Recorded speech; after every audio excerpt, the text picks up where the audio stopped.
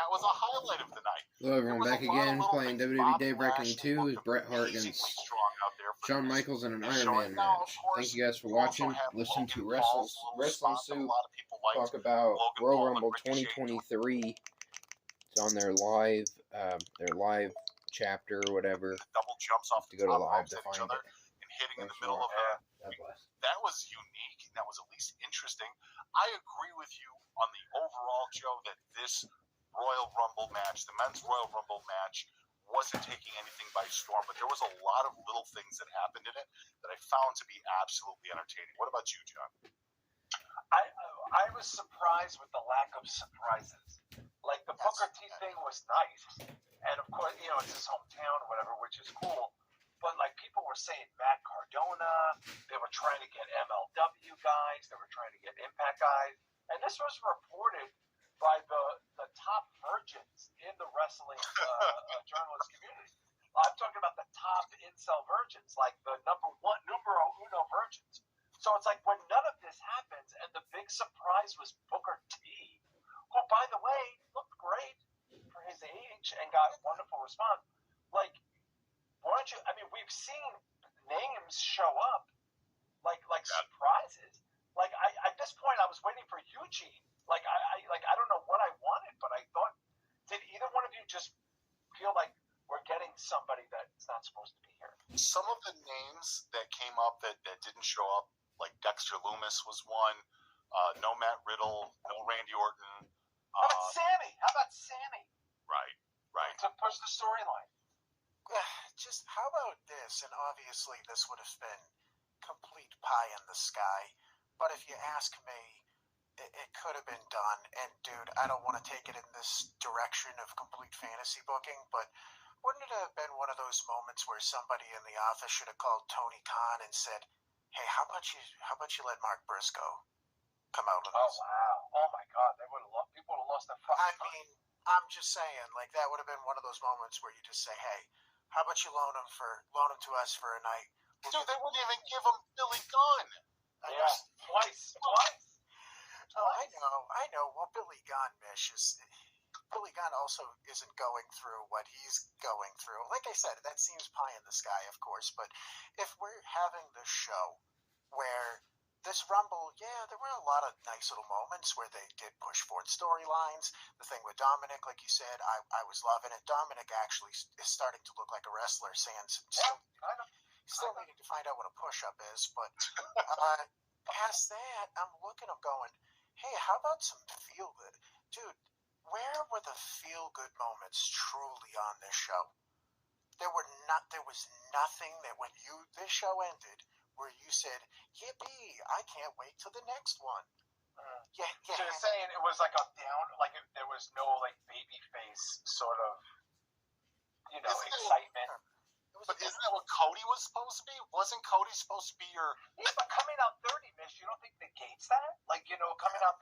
It's a low-bearing fruit. It's like, there's an apple on the bottom of the tree. I'm going to get to eat the apple. I worked so hard for this apple that was on the bottom of the tree.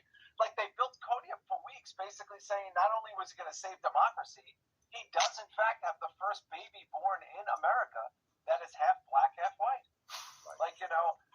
Like they built him up like he was going to save our planet, and then it was just like, I get to start on third base. And I scored. Isn't that great? Right. It's the exact opposite of what you do with the babyface that is basically presented as Cody has been since he's gotten back. He's Mr. America, right? He's Mr. Waving the flag. For Christ's sake, the guy has the American flag tattooed on his neck. On his neck? On his goddamn neck. And here he is, and, I guess in true, we think we're doing something, that we're presenting someone as an avenging hero, and instead they're actually coming off as a little spoiled and entitled. Like John said, we'll have him be born on third, and then at the end go, how did I do it? Right. Yeah. How did I overcome such odds as an exhausted... He used his white privilege. I don't know if you guys know this. Did you know his wife is half black? What a scandal. I've never even heard of this. What's next? Women drivers? I mean, are women going to get the vote next? This is outrageous. In the year 2023, who would know? Yeah. But no, Mish, you're not wrong. There were moments in this. This was probably the only thing on the night where you could say I had a couple moments that were Gibby. Oh, I'm a little excited, right? What the fuck? Truly, dude. Truly, I'm asking you guys, what were the moments on the show where you as a fan were like, wow, that was enjoyable. That was good. Well, Brock getting eliminated in under 3 minutes was shocking. It was a big deal. Yeah, no, that absolutely was. But no, as far as good feels of the night, I mean, didn't you enjoy that country music performance? Oh, fuck. Yeah. Mish, this was What is that guy? Like, what? Like he looks like a 7-Eleven clerk. Like, why is that popular? Why is that popular? Like, how is that good? Gen Z, Kid Rock, it just all keeps coming around, dude. It's like Kid Rock with a full GED. Like, why? How is that interesting to anybody? Was he from the area at the very least? No, I guess the guy has some modicum of popularity. I don't know. I heard a song from him earlier this week, and actually, no, I think it was last week, and I was laughing hysterically at how bad it was. It's like white people just trying. Like that's all it is. It's the whites just trying. Like, look, we're gonna try something. It's a little bit country. It's a little bit rock and roll. I'm trying. And you know what I mean? Like, it's just, why is this interesting to anybody? It's not, and that's the problem. And while this show is happening, I'm saying out loud to the people that I'm watching with this, I'm going, this is the show that you try to convince normal people to watch wrestling with you. Right. This is one of the 2 shows of the year where you say to people, oh, no, come watch it with me. It'll be fun. And then instead you get, what is it, laser tag time with fucking Bray Wyatt? Like, oh, yeah. Well, I mean, obviously that's where we go up next after the Royal Rumble win by Cody Rhodes. And Cody Rhodes and Gunther at the end I thought was a good match, too. It was a good match. Considering that Gunther must have been tired as hell to go through a full one-on-one match with Cody at the end. It was pretty good. But yeah, after that, what do we have? We had Bray Wyatt defeating LA Knight via pinfall. Via a weird pinfall, too, in the Mountain Dew Pitch Black EDM nightclub ecstasy match. What do you call this other than humiliating? This is awful. It was advertising. I don't even think it's a real match. Like, after watching that show, John, didn't you guys feel like that was just a giant advertisement for Mountain Dew and less about advancing the storyline between Bray Wyatt and LA Knight? Well, yeah, well, Bray's body is built on Mountain Dew.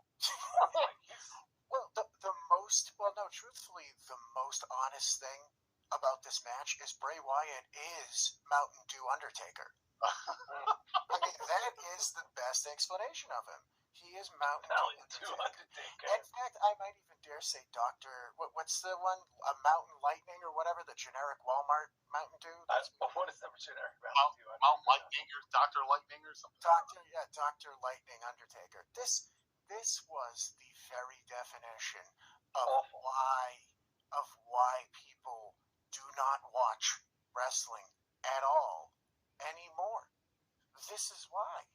You put this on for any human being I bet those kids in the arena, the aforementioned kids that somehow had the wherewithal to predict those matches, I bet they were embarrassed, Mish. I bet they were watching this going, Jesus Christ, I hope nobody in my 3rd grade class knows I'm at this goddamn thing, because this is embarrassing.